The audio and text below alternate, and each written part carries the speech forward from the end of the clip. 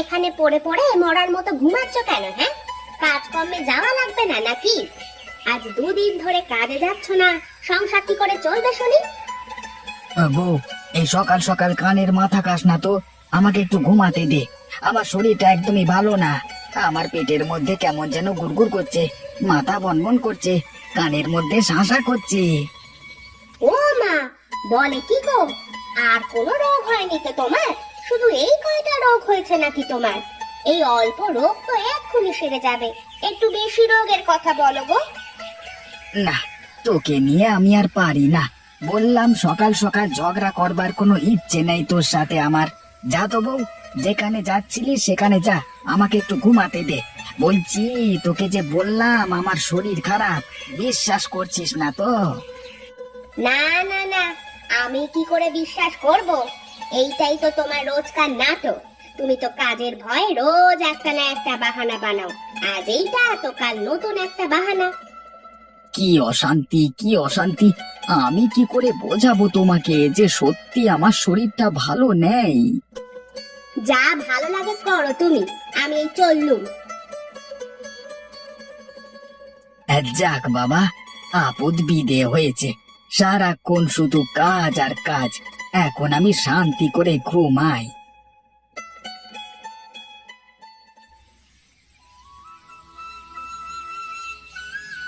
আরে মা, কেমন আছো মা? আজ কতদিন পরে আসলে আমাদের বাড়িতে। এসো এসো, ঘরের মধ্যে এসো। ভালো আছি রে মা, তোকে খুব দেখতে ইচ্ছে করছিল, তাই চলে আসলাম। আর এইদিকে একটু কাজও আছে, তাই ভাবলাম একেবারে সব কাজ সেরে যাই। ভালো করেছো মা, এসো এসো, ভিতরে এসো।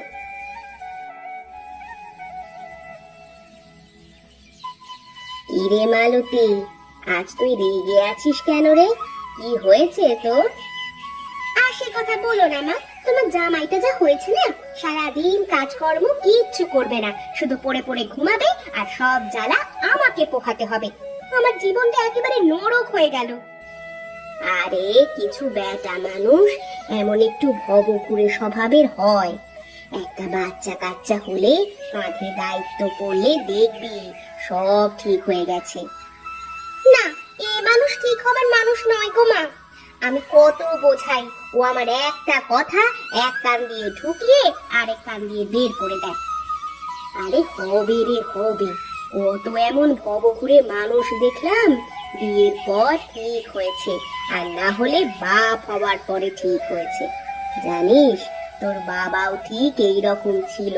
তুই আমার জীবনে আসার পরে মানুষটা কেমন যেন কর্মঠ হয়ে গেল।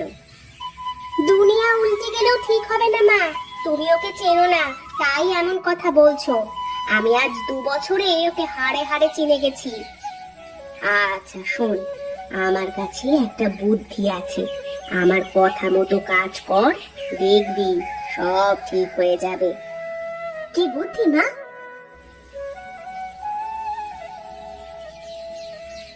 আমার কথা মতো কাজ করে দেখ মা, সব ঠিক হয়ে যাবে। ঠিক হলে তো বড়ই ভালো, আর না হলে আমাকে সারা জীবন এভাবে পরের বাড়ি কাজ করে সংসার চালাতে হবে। আচ্ছা মা, তুমি বসো, আমি তোমার জন্য জল খাবারের ব্যবস্থা করছি। না রে মা, এখন ক্ষুধা নেই, খেতে ইচ্ছে করছে না। আমি পাশের গ্রামে তোর কাকার বাড়িতে যাচ্ছি, ওখান থেকে ফেরার পথে তোর বাড়িতে 2 দিন থেকে যাব। কেন মা, ওখানে কি? একটু দরকারি কাজ আছে, আমি ফিরে এসে তোকে সব বলবো। আচ্ছা মা, এসো তাহলে, সাবধানে যেও কিন্তু। দেখি মা যা বলে গেল সেই মোতাবেক কাজ করে কি হয়।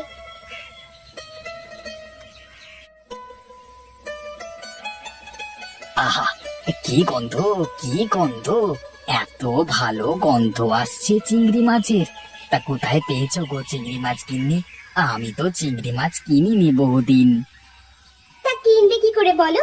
তুমি যা কিপটে, তাতে কি চিংড়ি মাছ কেনার কলিজা তোমার আছে? চিংড়ি মাছের যা দাম। এই এই এই সকাল সকাল তুমি আবার আমার ইজ্জতের বস্ত্র হরণ করে দিলে গিন্নি। এটা কিন্তু একেবারেই ভালো করলে না তুমি। বেশি আজে বাজে বকবে না কিন্তু সকালবেলা, এই আমি বলে দিলুম। না হলে কিন্তু এর থেকেও বেশি কিছু হবে। চুপচাপ গিয়ে হাতে মুখে পানি দিয়ে বসো, আমি চিংড়ির ভর্তাটা করে এনে খেতে দিচ্ছি। না, এইভাবে কি বেঁচে থাকা যায়? শেষে কিনা নিজের গিন্নির কাছে দাম পেলাম না, সকাল করে আমাকে এই রকম ভাবে কিস্তি মেরে দিল। এই নাও গো, খেয়ে নাও।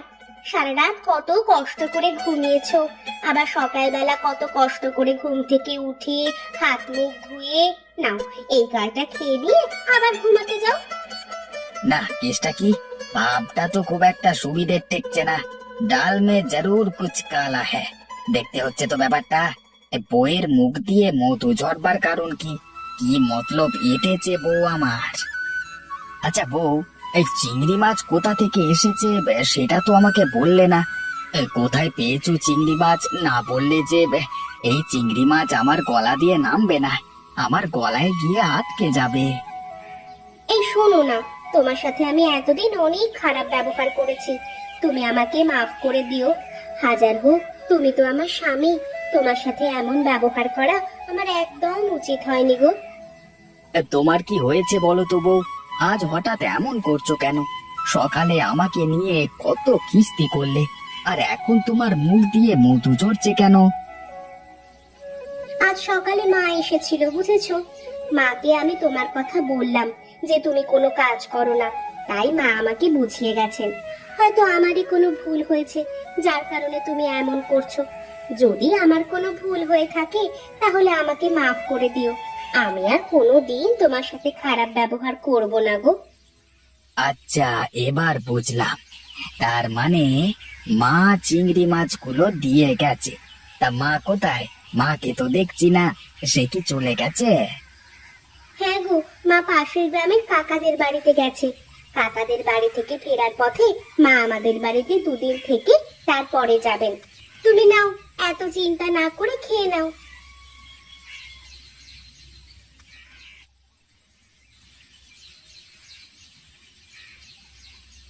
ও হ্যাঁ হ্যাঁ, তৃপ্তি করে খেয়েছি আজকে, একেবারে সেই খাওয়া হয়েছে। এই ভর পেটে খাওয়া দাওয়ার পর একটা ঘুম না দিলে কাজ করা মুশকিল। আমি একটু শুতে গেলাম বউ, হ্যাঁ, আমাকে ডেকে দিও। না না, আমি তোমাকে ডেকে তোমার ঘুম ভাঙাতে যাব না। তোমার যখন ইচ্ছা তখন উঠবে। আমি বাড়ির কাজে গেলাম, আমার অনেক কাজ পড়ে আছে। বাড়িতে উঠোন ঝাড়ু দেওয়া, থালা বাসন মাজা, কাপড় পরিষ্কার করা। আচ্ছা আচ্ছা, যাও যাও, তুমি কাজে যাও, আমি একটু ঘুমটা দিই। আহ।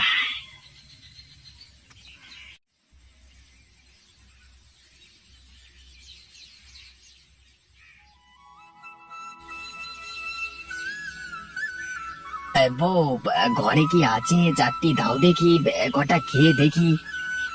এই নাও, বসো, বসে পেট পুড়ে খেয়ে নাও।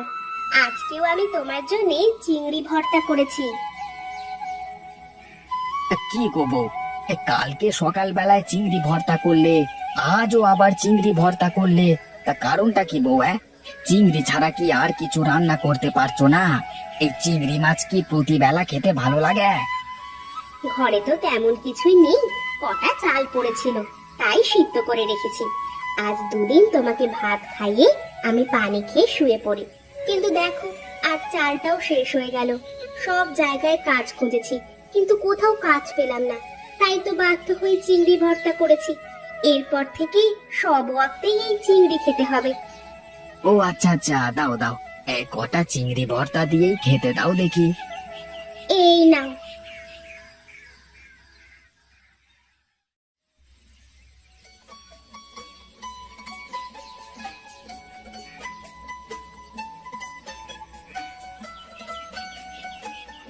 মানুষ নাকি জব্দ হয় না, আজ তোমাকে আমি চিংড়ি মাছের ভর্তা খাইয়ে জব্দ করে ছাড়বো।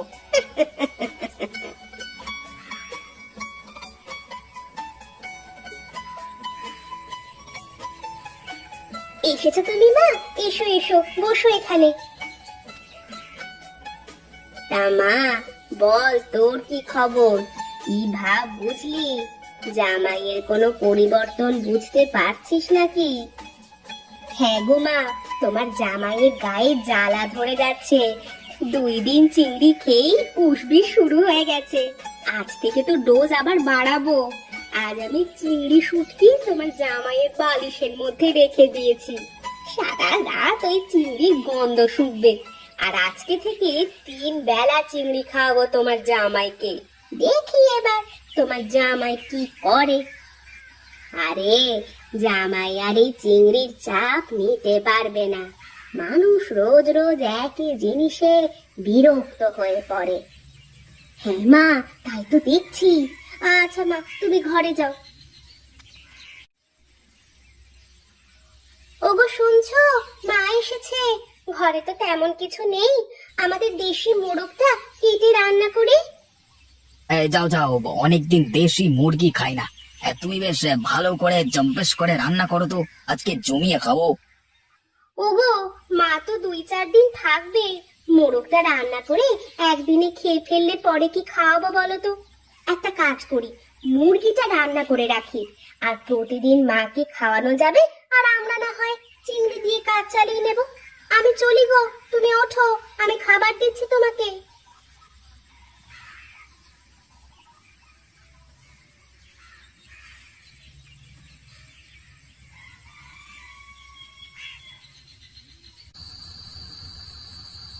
বউ, ঘরে কি আছে দাও দেখি, কটা খাই। এই নাও। কি গো বউ, শুধু এত চিংড়ি দেখছি যে, মুরগির মাংসটা কোথায়? মুরগির মাংস তো মা খেয়েছে, আর একটু আছে, সকালে মাকে দেব। না, এইভাবে আমি সারা দিন এই চিংড়ি ভর্তা খেতে পারছি না বউ।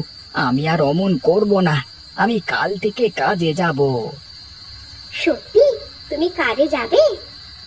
হ্যাঁ হ্যাঁ, আমি কাল থেকে প্রতিদিন কাজে যাব। আমি তোমার এই চিংড়ি ভর্তার কাছে হার মেনে গেলাম গো বউ।